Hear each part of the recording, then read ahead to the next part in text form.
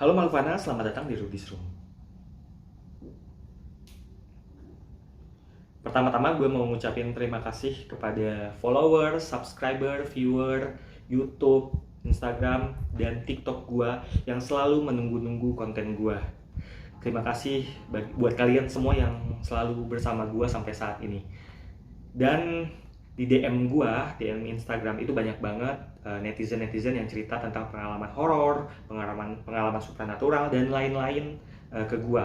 Dan gue pikir kayaknya ini seru nih kalau gue membacakan cerita dari kalian tuh ke semuanya. Jadi kalian ini bisa saling berbagi cerita. Dan akhirnya gue bikinlah segmen ini, Kisah Fana.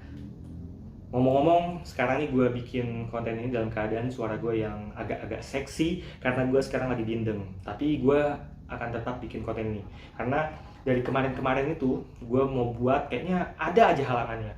Entah itu gue kerjaan, entah itu ada pasien, entah itu ada urusan mendadak, ada ini, ada itu. Pokoknya kayak nggak nggak ada waktu, tiba-tiba ada aja halangannya. Nah, segmen Kisah Fana episode pertama ini adalah cerita dari seseorang yang punya sensitivitas 11-12 dengan gua. Jadi dia ini bisa dibilang indigo. Dan kisahnya ini serem, menarik, dan pokoknya seru banget. Jadi kalian harus nonton sampai habis. Teman-teman yang manis, inilah Kisah Fana.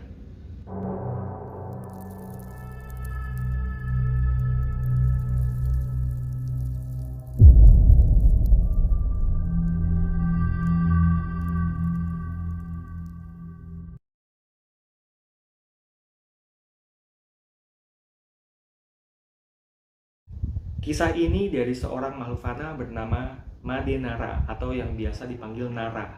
Nara ini sebenarnya kelahiran Lampung, tapi dia ini cerita kali ini setnya tuh di Blitar karena dia ini pindah ke Blitar, Jawa Timur karena ada neneknya di sana. Nara ini dia suka banget memang nginap di rumah tantenya. Perjalanan dari rumah ke rumah tantenya itu sekitar 300 meter. Ada suatu subuh ketika dia ini pulang dari rumah tantenya ini, dia ini kan dalam keadaan kayak matanya tuh kiep-kiep gitu, kayak agak-agak ngantuk gitu. Nah, dia terus ngayuh sepedanya di kegelapan subuh itu, dan ketika dia melewati sebuah SD, namanya SD Kauman 2, dan di sampingnya itu ada musola. Sayup-sayup dia ngelihat seorang anak kecil di sana. Pertama-tama waktu itu awalnya dia ngira ini anak mungkin anak yang baru aja selesai sholat subuh gitu kan. Tapi pas makin dekat diperhatikan, anak ini tuh dia cuma pakai popok kain doang. Jadi kayak tuyul, kalian tahu kan? Nah, itu bentuknya itu seperti gitu. Tapi si Nara ini dia ini kayak yang ngelihatnya tuh kayak yang biasa aja. Dia bingung tapi kayak biasa aja gitu. Dia kayak antara sadar nggak sadar ngelihatnya. Terus si anak ini itu tuh joget-joget gitu kan. Anak ini tingginya nih kata Nara seukuran anak kelas 4 SD. Jadi kayak yang nggak kecil-kecil amat gitu, agak tinggi dia. Dan dia ini kayak joget-joget terus lama-lama jogetnya itu ngebor gitu kan. Ngebor lama-lama dia masuk ke dalam tanah gitu. Waktu itu Nara melihatnya kayak yang bodo amat gitu. Jalan terus dia naik sepeda. Nah, sampai rumah dia kemudian baru menyadari tentang fenomena tadi. Jadi dia ini kayak, loh, tadi perasaan gue ini melihat hal aneh gitu. Anak kecil joget ngebor terus masuk ke dalam tanah. Dia ini baru sadar ketika dia sudah sampai rumah. Nah, kalian sendiri pernah nggak ngalamin gitu? Jadi kalian kayak ngalamin ngelihat sesuatu atau merasakan sesuatu, tapi kalian tuh ngerasa kayak yang ini antara mimpi atau nyata. Tapi kalau dibilang mimpi, kok keadaannya sama persis gitu. Kayak nyata, tapi dibilang nyata, tapi kok rasanya kayak mimpi. Kalau kalian pernah ngalamin itu, sebenarnya kalian benar-benar sedang melihat makhluk halus. Dan itu bukan mimpi. Di awal-awal pindahnya keluarga Nara ke rumah yang di Blitar itu, ketika rumah itu baru aja dibangun, mereka ini banyak banget dapat gangguan gaib yang nakut-nakutin gitu. Contohnya seperti kayak ada lemparan batu kerikil, ada suara ranting pohon, kayak ada sesuatu yang jatuh di genteng, terus kemudian ada benda-benda bergerak, sampai ada suara tawa-tawa anak kecil gitu. Nah, pada suatu malam, waktu itu Nara lagi ngerjain tugas sekolah, jadi tugas membatik gitu. Itu tepatnya sekitar jam 9 malam waktu dia masih SMP. Cuman dia nggak nyebutin ya SMP ini kelas berapa. Jadi waktu itu pas lagi ngerjain tugas sekolah, tiba-tiba dia ngelihat handle pintu itu kayak turun sendiri. Gagang pintu itu turun sendiri, terus kemudian pintunya kebuka. Kalau itu pintu kebuka sendiri mungkin ada angin. Tapi kan saat itu si Nara ini lagi di dalam kamarnya. Angin dari mana coba? Apa ada kipas angin? Masa iya kipas angin bisa sekuat itu gitu kan? Tapi ini itu bukan sekedar angin, tapi benar-benar itu handle-nya itu, gagang pintunya itu kebuka sendiri. Jadi kayak turun sendiri, kebuka. Waktu itu Nara itu ngelihatnya shock, dan waktu itu dia kayak langsung teriak manggil namanya gitu karena dia saking shock, ketakutan. Pernah pada suatu ketika Nara ini lagi ngambil SKHU di SMP-nya, di SMP 1 Serengat. Jadi waktu itu tuh dia dan teman-temannya lagi berbaris antri untuk ngambil SKHU gitu kan.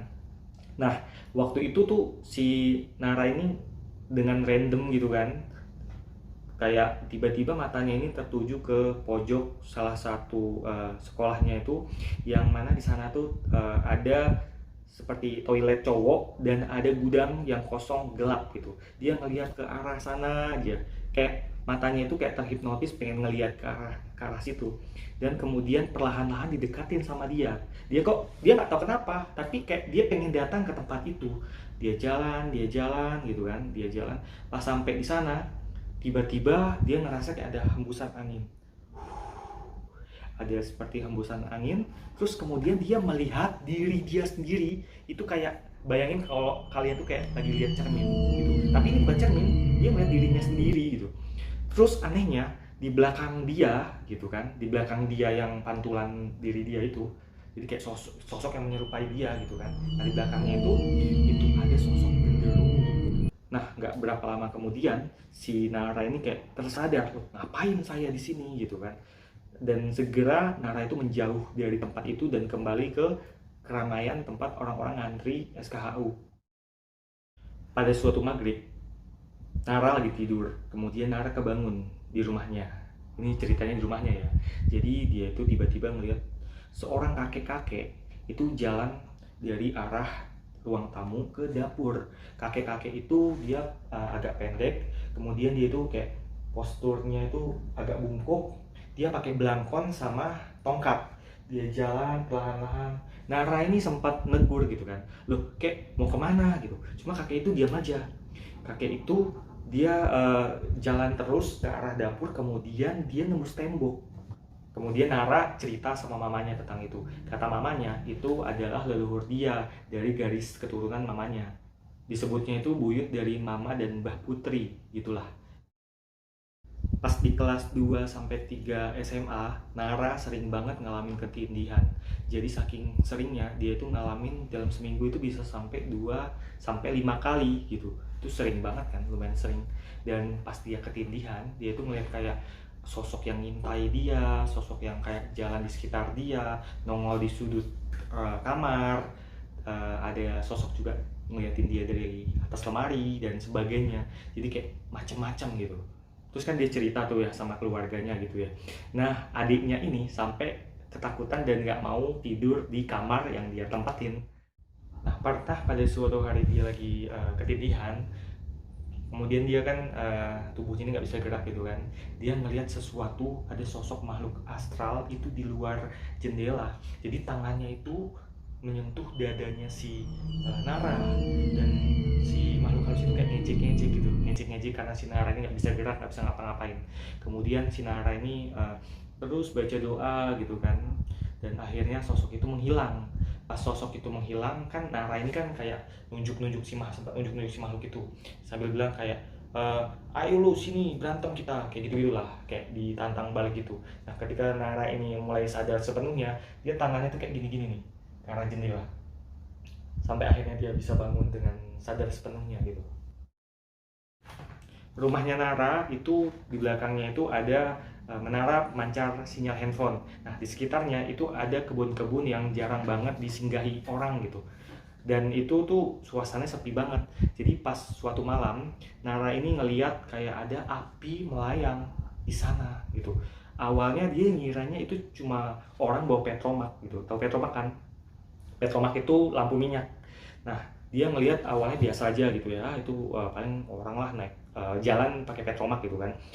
Terus lama-lama dia sadarin itu ada dua gitu, dan akhirnya dia menyadari itu tuh bukan petromak tapi bola mata yang menyala di kegelapan. Pada masa kuliah, Nara ngekos di daerah Sumbersari, Jember. Ya kita nggak usah sebutin lah ya, itu kosannya kosan apa. Jadi kosannya itu letaknya itu dekat sama sungai, dan di depan kosannya, di depan kamarnya Nara itu ada pohon mangga. Waktu itu Nara itu ngerasa kayak yang di kosan itu tuh jahil sama dia. Jadi makhluk astral di kosan itu suka nampakin diri, terus kemudian bikin suara-suara gaduh. Terus dia ngelihat kayak sesuatu lewat gitu kan, kayak sekelebatan, terus suara ranting pohon yang kayak ada yang nginjek gitu, dan lain-lain gitu kan. Terus dia cerita nih sama teman sebelah, kamar sebelahnya gitu. Temannya ini namanya Tio. Waktu diceritain, Tio ini kayak penasaran. Jadi dia tuh coba pengen ngerasain gitu. Tio akhirnya tidur di kamarnya Nara, dan Nara tidur di kamarnya Tio. Besokannya si Tio ini cerita, katanya dia tuh waktu tidur dengar kayak suara-suara, terus kayak ada suara nafas berat kayak gitu. Dan akhirnya si Tio ini kapok nih, yang tadinya kayak songong gitu kan nantangin, dan akhirnya dia kapok tidur di kamarnya Nara. Nara cuma ketawa aja. Suatu ketika kosan Nara ini lagi sepi, jadi teman-temannya ini pada mudik, ada yang liburan dan sebagainya. Waktu itu Nara ini sudah semester 4, dan Nara ngerasain semakin sepi kosan itu tuh kehadiran astralnya semakin terasa banget. Terus dia ngeliat kayak ada siluet perempuan gitu kan. Perempuan itu kayak yang nyari perhatian dia gitu, jadi kayak menunjukkan eksistensinya. Dan perempuan itu juga nangis, suaranya lirih. Tapi si Nara ini kayak mencoba nyuekin gitu. Terus pada suatu ketika si Nara ini pengen ke toilet, dia ngerasa kayak dia ini kayak takut gitu. Tapi dia memaksakan diri, yang namanya toilet siapa yang bisa nahan kan, namanya panggilan alam. Dia memberanikan diri ke toilet. Selesai dari toilet, dia ngerasain ada yang berlalu-lalang di sekitar dia. Dan tiba-tiba ada perempuan lewat, dan itu sangat jelas dia bilang itu bentuknya seperti perempuan putih, berbaju putih maksudnya. Perempuan berbaju putih, rambut panjang, atau yang biasa kita sebut kuntilanak. Waktu itu pas habis ngelihat itu kan shock ya, si Nara ini sampai nge-freeze, jadi kayak diam terpaku gitu beberapa saat, jadi saking shocknya gitu. Selain itu Nara juga ngelihat sosok hitam besar, kukunya panjang, matanya merah nyala. Terus kemudian dia juga yang lainnya ada ngelihat kayak semacam perempuan tapi rambutnya kusut, rambutnya cakakan kusut, terus bajunya lusuh gitu.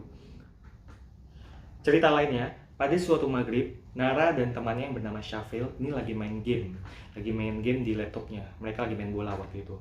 Terus lagi main gitu kan. Waktu itu kondisi kos-kosan itu tuh kayak gelap, karena waktu itu kosannya tuh telat dinyalain lampu, jadi kayak remang-remang gitu. Nah, pas lagi mereka asik main gitu, Nara ini matanya ini kayak teralihkan ke salah satu kamar kosong di kosan itu. Dia matanya ke sana terus. Nah, si Safril ini nanya. Safril ini kan udah tahu tentang Nara kan. Dia nanya kayak gini, kenapa? Ngeliat sesuatu lagi ya? Ada yang lewat ya? Nara cuma kayak ngangguk. Dia kayak ya ngasih isyarat dia ngeliat sesuatu lah. Kemudian dia terus menatap ke arah kamar kosong itu. Tiba-tiba ada sesuatu muncul dari plafon. Itu perempuan, jadi kayak kuntilanak, rambutnya itu jatuh ke bawah karena dia muncul dari atas gitu, kayak cilukba, jadi kayak ngagetin gitu. Dan seketika si Nara ini kan kaget gitu, tiba-tiba ada yang muncul dari plafon gitu dalam keadaan terbalik gitu. Dan si Nara ini kayak yang teloncat dia, jadi narok itu. Ada motor, bentar, sorry. Dan si Nara ini tiba-tiba jadi kayak loncat gitu, dia kaget. Nah, si Safil yang samping juga ikutan kaget, dia langsung ngumpat kata-kata mutiara. Namanya orang kaget kan. Nah, setelah kejadian kaget itu, mereka akhirnya nyetopin permainannya dan ibadah maghrib dulu. Berarti ada hikmahnya ya. Pada masa liburan kuliah, Nara ini menghabiskan waktu di rumahnya. Perjalanan dari rumahnya ke kampusnya yang terletak di Jember itu hampir 6 jam perjalanan dengan menggunakan motor. Pada suatu ketika, dia kan lagi jalan nih dari rumah ke kampusnya. Dia itu ngelewatin kaki Gunung Semeru atau yang disebut Alas Purnojowo. Itu jalur di selatan gitu ya. Kata dia kalau misalnya jalur selatan itu tuh lebih sepi daripada jalur utara. Suasana di jalur selatan itu tuh ya, Alas itu kan hutan ya, jadi suasananya hutan-hutan asri gitu. Ada rumah-rumah tapi rumahnya jarang-jarang banget, jadi setiap beberapa kilometer sekali baru itu ada rumah. Jalur ini satu-satunya jalur penghubung Malang Lumajang. Pas lagi jalan, tiba-tiba Nara ini ngerasa kayak kok pusing ya, kok badan tuh kayaknya capek, ngantuk. Pokoknya dia akhirnya memutuskan untuk istirahat sebentar dan dia ke sebuah minimarket. Di sana dia beli minuman gitu kan, terus dia kayak yang singgah bentar lah ya, ngaso bentar gitu, sekitar 15-20 menit. Nah, kemudian dia melanjutkan perjalanan. Pas Nara melanjutkan perjalanannya, sekitar 5 menit tuh perjalanan dari tempat dia singgah sebelumnya itu, dia melihat ada kecelakaan parah gitu. Kecelakaannya itu yang benar-benar sampai serpihan kendaraan itu benar-benar dalam kondisi yang mengerikan gitu. Jadi kayak seolah-olah Nara ini dikasih isyarat, dikasih petunjuk supaya dia singgah sebentar, jangan melanjutkan perjalanannya dulu. Karena kalau misalnya dia andai kata dia melanjutkan perjalanannya tadi, mungkin ya dia sudah menjadi korban. Nara bilang dia mengalami kejadian ini sudah 5 kali dalam seumur hidupnya itu. Pada saat KKN, Nara dan teman-temannya ini datang mengunjungi, berwisata ke sebuah air terjun yang ada di Jember. Air terjunnya itu terletak di atas bukit gitu, di atas gunung. Kemudian si Nara ini sama teman-temannya, mereka memarkirkan motor karena motornya ini nggak bisa nanjak ke atas gitu. Akhirnya mereka itu jalan kaki. Awalnya tuh semuanya tuh terasa kayak asri, sejuk gitu kan, bagus lah pemandangannya. Sampai pas mereka itu melewati 2 buah pohon beringin yang gede banget gitu kan. Nah, si Nara ini ngerasain kayak vibrasi yang berbeda gitu, kok kayaknya ada hal yang nyeremin gitu. Pokoknya gitulah intinya. Mereka main-main di air terjun itu, dan singkat cerita mereka ini akhirnya pulang gitu kan. Pas pulang, di perjalanan pulang dia jalan kaki menuju ke parkiran gitu kan. Sekilas si Nara ini ngerasa kayak ada yang manggil dia gitu. Waktu itu suasananya lagi berkabut. Sebenarnya kata Nara, kalau lagi berkabut itu nggak boleh naik, nggak boleh ke sana katanya sih gitu. Tapi Nara sama teman-temannya kayak ngerasa ini kabutnya cuma sedikit gitu kan, jadi mereka ya naik aja gitu. Nah, si Nara ini pas waktu turun itu dia ngerasain, dia ngedengar kayak ada yang manggil dia, dan dia seketika noleh gitu ke arah suara itu. Kemudian temannya yang bernama Sylvie itu ngeliat dia. Apa Nang? Ada apa? Jangan aneh-aneh deh gitu kan. Si Sylvie ini tahu tentang si Nara, dan Sylvie ini udah ketakutan gitu. Dia antara penasaran sama ketakutan. Kemudian kata si Nara, nggak ada apa-apa kok, hehehe kan. Akhirnya mereka turun gitu kan. Pas turun itu, lanjut perjalanan turun itu, Nara ini kok ngerasa kayak yang apa gitu, ini aneh banget suasana yang bikin dia kayak linglung gitu. Tanpa sadar temannya itu udah di depan aja gitu, udah di depan. Terus kemudian dia ini kayak jalan tuh lambat gitu. Terus si temannya itu menoleh ke belakang lagi sambil manggil dia, Nar, cepetan gitu kan. Teman-temannya ini pada manggil dia. Terus si Nara ini iya gitu, Nara juga mempercepat langkahnya, dan kemudian tiba-tiba ada kabut yang menyelimuti dia. Kabut itu saking tebelnya, dia itu kayak jarak pandang ke depan itu cuma 2 meter gitu. Jadi tiba-tiba aja dia itu di antara kabut yang dia merasa seolah-olah di tempat lain gitu lah. Terus si Nara ini kayak yang berdoa, dia ketakutan, ada rasa takut gitu kan. Dia berdoa, habis dia berdoa, syukurlah itu kabut menghilang perlahan-lahan. Dan pas dilihat temannya itu udah jauh di bawah, jadi udah hampir sampai, teman-temannya itu hampir sampai ke parkiran, sedangkan dia tuh masih ya jauh tertinggal. Tapi dia bersyukur akhirnya dia bisa, suasananya itu bisa kembali normal gitu. Segera dia percepat langkahnya menuju ke temannya. Kemudian si Nara ini teringat sama kejadian yang diceritakan sama seorang temannya yang asal Jember gitu. Katanya waktu itu di sana itu pernah ada kejadian anak SMA yang hilang. Pas hilang itu dia kayak hilangnya misterius. Dicari kemana-mana tapi nggak ketemu-ketemu. Baru ketemu 7 hari kemudian dalam keadaan tinggal tulang belulang, dan itu masih memakai seragam. Syukur banget Tuhan masih melindungi Nara saat itu. Masih pada saat Nara kuliah, waktu itu liburan. Nara ini mau pulang ke rumahnya di Blitar. Jadi dia perjalanan dari Jember ke Blitar gitu kan. Pas lagi di perjalanan, pas dia itu mencapai daerah yang disebut Kantong. Jadi Kantong ini kayak semacam daerah yang luas. Itu di sana tempat pembuangan lahar Gunung Kelut. Jadi dari warga sekitar itu menamain tempat itu Kantong. Nah, pas udah di daerah situ, itu tuh si Nara itu jalan, kan memang daerah situ kan sepi. Waktu itu udah jam 11 malam. Dalam keadaan gerimis dan berkabut. Jadi bisa dibayangin kan horornya semana gitu kan, betapa horornya saat itu. Tapi dia jalan terus, dan pada suatu ketika dia melewati pertigaan gitu kan. Di pertigaan ini, jadi ini sebelah sini kan ke utara, sini ke barat gitu kan. Nah harusnya itu dia kan ke utara.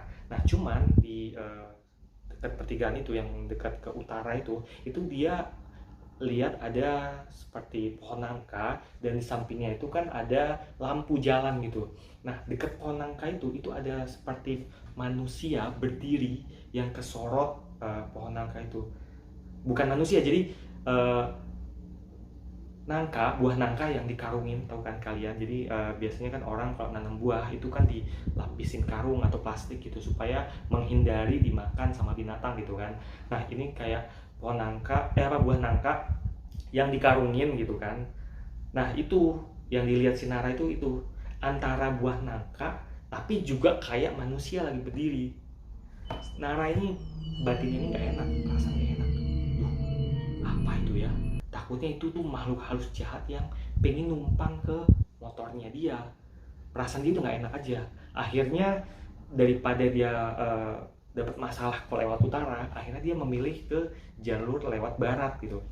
Nah pas di barat itu memang jalurnya ini jadi lebih jauh daripada ke utara, tapi nggak apa-apa daripada nanti kenapa-napa gitu. Sampai di rumah, Nara keingetan sama cerita dari sepupunya yang di Unggaran. Jadi sepupunya ini pernah cerita. Jadi ada seorang kakek itu ngelihat ada nangka jatuh gitu kan. Nah, kakek itu ngelihat, wah rezeki nih gitu, pengen dipungut. Ternyata itu bukan nangka tapi pocong yang tiba-tiba itu kayak menyeringai ke arah dia, dan si kakek itu lari ketakutan sambil menjerit gitu, berteriak minta tolong. Suatu ketika Nara mau nganterin sepupunya pulang. Waktu itu keadaan sudah malam ya, dan Nara itu posisinya itu dia naik motor boncengan bertiga. Jadi Nara yang ngendarain, adiknya dan sepupunya. Sebelum jalan dia bisikin ke adiknya, dia kong kali kong sama adiknya. Jadi dia bilang kayak gini, nanti aku mau ngerjain si sepupu ini ya. Nara ini nggak nyebutin siapa nama sepupunya, jadi kita sebut aja sepupu. Dia bisikin ke adiknya seperti itu. Nah si adiknya ini bilang, ah mas janganlah, gak usah macem-macem gitu kan. Jadi si Nara ini mau ngambil jalur yang ada rimbunan bambu gitu. Harusnya kan mereka itu kan bisa jalan yang di jalan raya, tapi sengaja Nara ini pengen nakut-nakutin dengan ngambil jalur berupa kayak semak bambu gitu. Pasti perjalanan, dan si Nara ini beneran masuk ke rimbunan bambu. Adiknya yang di tengah ketakutan. Pas lagi adiknya ketakutan ini, Nara malah ketawa-ketawa gitu. Terus pas mereka semakin masuk ke rimbunan bambu itu, tiba-tiba terciumlah aroma melati. Nara udah merasa kayak, waduh kayak ada sesuatu nih yang mendekat. Tapi memang hati dia ini kan, pikiran dia ini kan lagi jahil gitu. Jadi dia kayak yang ketawa-ketawa aja gitu. Adiknya yang di belakang ketakutan gitu. Dia ketawa-ketawa dan tiba-tiba kagetnya dia lihat sesuatu terbang di atas dia. Bentuknya itu kuntilanak tapi cuma setengah badan. Setengah badan itu dari pinggang sampai bawah. Cuma bagian gini aja setengah gitu, lewat di atas dia. Sekitar 6 sampai 7 meter dari tanah gitu. Nara ngeliat itu kayak dia sebenarnya ada rasa kaget gitu, tapi lantaran dia kan lagi ngejahilin, jadi dia harus berani gitu. Dia tetap ketawa-ketawa, sedangkan yang di belakang itu pada ketakutan gitu kan. Nah, singkat cerita sampailah di rumah sepupunya turun dan dia balik lagi pulang ke rumah. Sampai di rumah, Nara cerita ke adiknya tentang apa yang dialami tadi. Adiknya pun bilang katanya dia juga nyium aroma melati yang menyengat, tapi yang soal setengah kuntilanak setengah itu dia nggak lihat. Suatu malam, Nara tertidur, kemudian dia bermimpi. Mimpinya itu dia lagi berada di sebuah kolam renang pemandian yang airnya itu air alami, berasal dari alam gitu, jadi kayak tempat kolam terbuka gitu. Nah, di sekeliling kolam itu ada kayak pohon-pohon beringin besar. Yang Nara lihat di mimpinya, aktivitas di kolam renang itu ya seperti biasa, ada yang berenang, ada yang jualan, dan lain-lain. Tapi dia lihat di antara pohon beringin itu ada tribun, ada semacam tribun. Nah, tribun itu di atasnya itu ada sosok seperti Wewe Gombel. Jadi kayak perempuan, sosok jin perempuan yang rambutnya panjang, wajahnya seram, tangannya jarinya itu runcing, payudaranya besar, badan itu besar gitu kan, dan dia itu berbulu badannya. Dia lagi ngelus-ngelus seorang anak kecil, jadi kayak dia ngelus-ngelus anak kecil, dan anak kecil itu kayak nangis, wajahnya itu sedih gitu. Yang ditangkap sama si Nara, anak ini tuh ingin pulang tapi nggak bisa karena ditahan sama si Wewe Gombel itu. Kemudian Nara ini kan terbangun. Pas terbangun, dia ingat dulu memang banyak anak-anak yang hilang dan anak-anak yang meninggal terapung di tempat itu. Ada suatu hari, adiknya Nara ini penasaran sama hal-hal yang berbau supranatural. Dia tanya-tanya, ngobrol-ngobrol lah nih sama si Nara. Nara menjelaskan efek-efek kayak semacam penglaris, pesugihan, ilmu hitam, dan sebagainya. Nah, pas lagi pembahasan itu, tiba-tiba Nara ini berucap, ya kan, nanti bakal ada orang meninggal mengenaskan, dan itu diakibatkan karena karma buruknya, jadi perbuatan buruknya. Si adiknya nanya, siapa? Siapa itu mas? Gitu. Nara cuma jawab, nanti aja, nanti kamu lihat sendiri. Dan beberapa hari kemudian, kejadian, ada orang yang meninggal dengan keadaan seperti yang diceritakan sama Nara. Lagi menjelaskan gitu, tiba-tiba Nara ini dapat vision, dapat penglihatan seperti itu, dan itu akhirnya terbukti gitu.